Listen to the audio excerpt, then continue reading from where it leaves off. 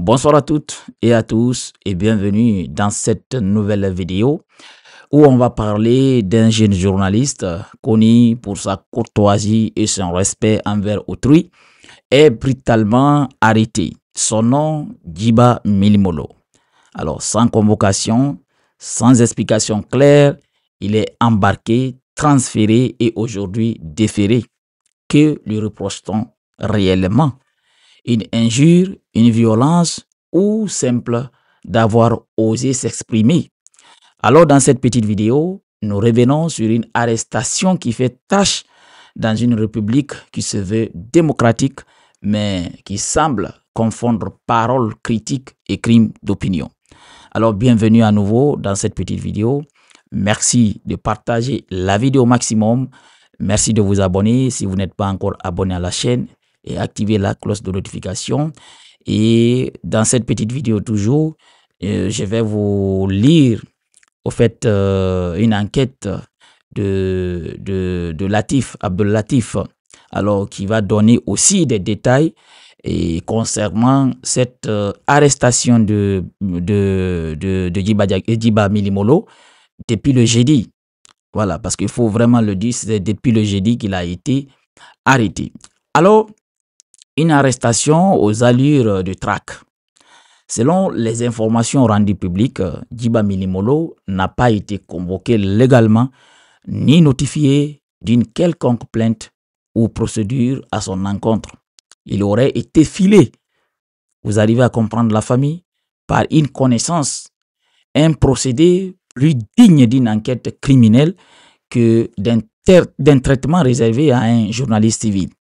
Alors, le lieu de son interpellation, la date, le jour symbolique de l'indépendance nationale, le 2 octobre, et les zones de transfert de Kipé au haut commandement de la gendarmerie en passant alors par Kaloum, alors renforce le caractère arbitraire et politique de l'arrestation. Alors, l'absence de convocation formelle couplée à une arrestation discrète par des services de sécurité s'apparente à une manœuvre d'intimidation plutôt qu'à un acte de justice. C'est une violation manifeste de l'article 9 de la Déclaration universelle des droits de l'homme qui stipule que nul ne peut être arbitrairement arrêté, détenu ou exilé. Alors des accusations vagues et instables. Alors, le flou entoure toujours les chefs d'accusation. On évoque des injures publiques et violences, mais aucun détail n'a été apporté sur les faits, les circonstances ou les preuves. On apprend seulement que cela découlerait d'un différend avec une blogueuse. Voilà, vous aurez tout à l'heure son nom et vous voyez déjà, il y a sa photo. Voilà, c'est Maya, la solution. Voilà, vous la connaissez tous. Alors, ce qui, en droit, relèverait d'une procédure civile ou d'un contentieux devant la HAC, la haute autorité de la communication, et non d'un traitement quasi militaire de l'affaire. Alors, la justice ne doit pas être instrumentalisée pour régler des conflits personnels ou museler des opinions critiques. Alors, l'implication du haut commandement de la gendarmerie dans une affaire de différend verbal entre civils est injustifiée et démesurée. Parce que l'information qui vient juste de tomber, ça, je vous dis, vous le savez tous, il a été déféré aujourd'hui aux côtés du tribunal de Kaloum. Voilà, il vient d'être ramené tout à l'heure aux côtés du haut commandement de la gendarmerie. Voilà, c'est une information qui vient juste de tomber. Alors, famille, un camouflage judiciaire révélateur de dysfonctionnement. Le dossier aurait été déféré au tribunal de Kaloum avant d'être renvoyé au haut commandement avec un retour possible vers le tribunal de Dixine pour des raisons de compétences territoriales. Alors cette confusion judiciaire illustre le manque de figure et de clarté dans la procédure. laissant penser à une affaire improvisée ou mal ficelée.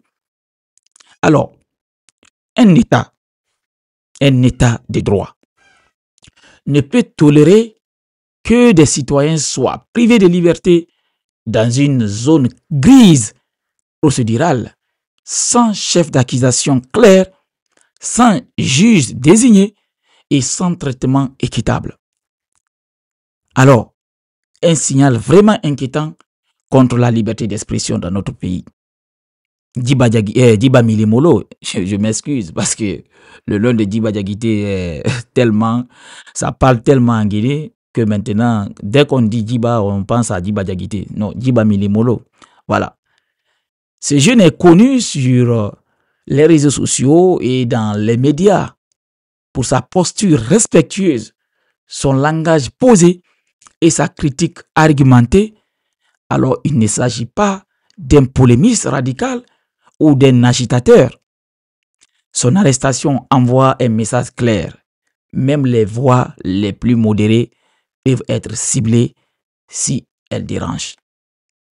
Alors, quand l'État commence à réprimer la politesse critique, alors il ne reste plus d'espace pour le débat démocratique. Ce climat de peur et de musulmans mine gravement la transition politique en cours. Alors, une mobilisation nécessaire pour défendre les libertés. L'affaire de Djiba Milimolo ne doit pas être banalisée. Elle doit devenir le catalyseur d'une prise de conscience collective sur l'état des libertés individuelles en Guinée. Le silence ou l'indifférence aujourd'hui, c'est l'impunité garantie demain pour les abus. Alors, le cas de Djiba n'est pas isolé. Il s'inscrit dans une série d'intimidations envers des journalistes, des blogueurs, opposants ou simples citoyens actifs sur les réseaux sociaux. Il faut que notre pays, ça change. Il faut que les gens se réveillent dans ce pays. Il faut que les gens arrêtent ces genres de choses dans notre pays. On est en 2025. On n'est pas en 1950. On est en 2025. Tous les pays en train de réfléchir à changer les choses. Mais nous, tous les jours, c'est 2 pas en avant, 10 pas en arrière. C'est pour ça ce pays, vraiment, j'ai peur.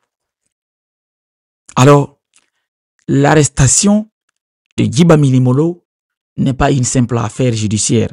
C'est un test de maturité démocratique pour la transition guinéenne. C'est aussi une alerte. Lorsque les plus courtois sont réduits au silence, les plus violents prennent la parole. Alors, pour préserver la paix, l'équilibre social et les droits humains, la justice doit s'émanciper de la politique. Et la liberté d'expression doit rester sacrée. C'est très important. Alors, je vais vous partager cette enquête, cette révélation de, comment il s'appelle, de, voilà, comment il s'appelle, de Abdul Latif. Voilà, Abdul Latif qui a parlé de cette affaire et puis nous donner plus de détails. Voilà, je vais vous lire ce qu'il a posté concernant le cas Djiba.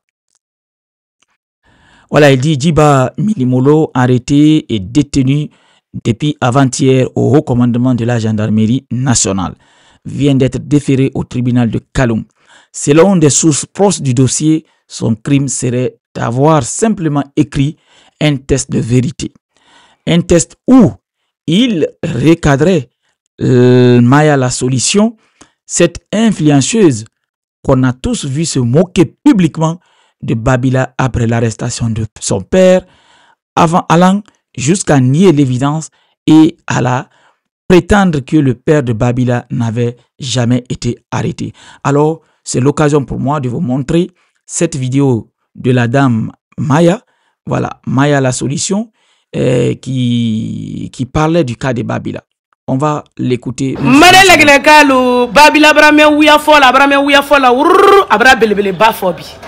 Babila ko kale fale tununi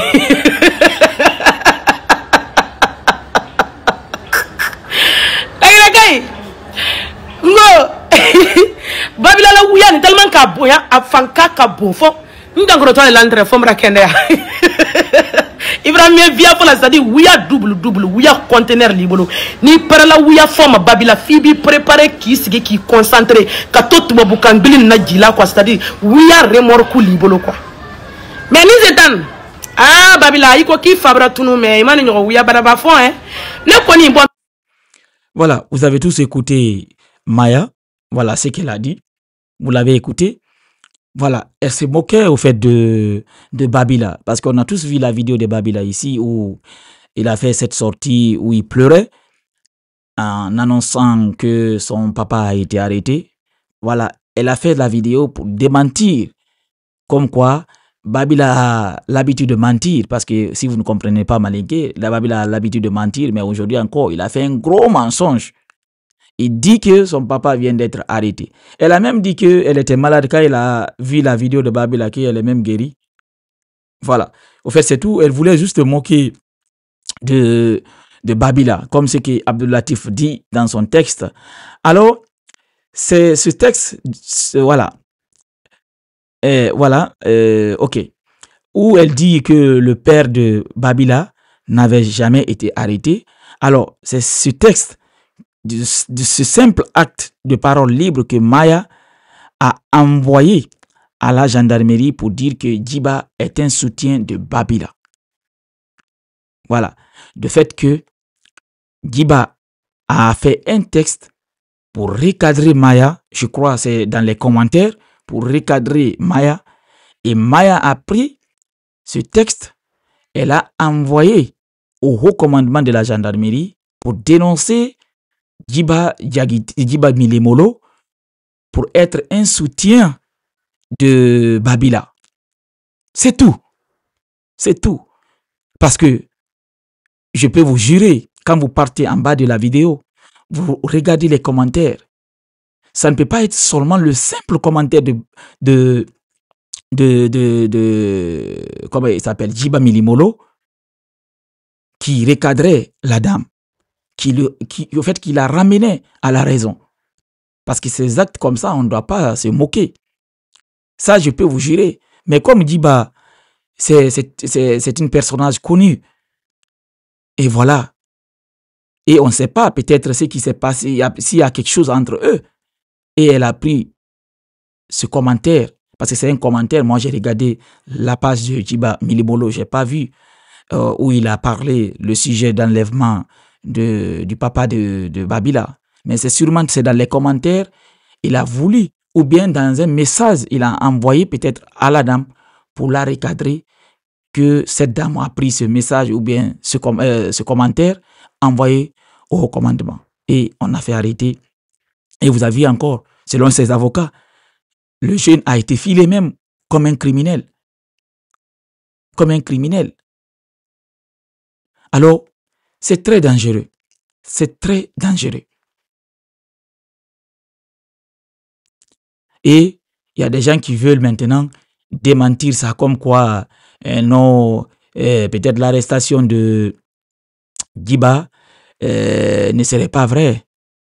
Voilà, parce que j'ai vu tout à l'heure quelqu'un qui a posté ça, selon la personne, je vais voir si je peux voir le communiqué, une personne qui a publié ça, ils veulent démentir pour dire que non, Djiba n'a pas, voilà, ils disent ici communiqué de démenti, depuis quelques heures, des informations circulent sur les réseaux sociaux, laissant entendre qu'une personne aurait fait arrêter M. Djiba Milimolo en raison d'un simple commentaire qu'il aurait posté sur les réseaux sociaux.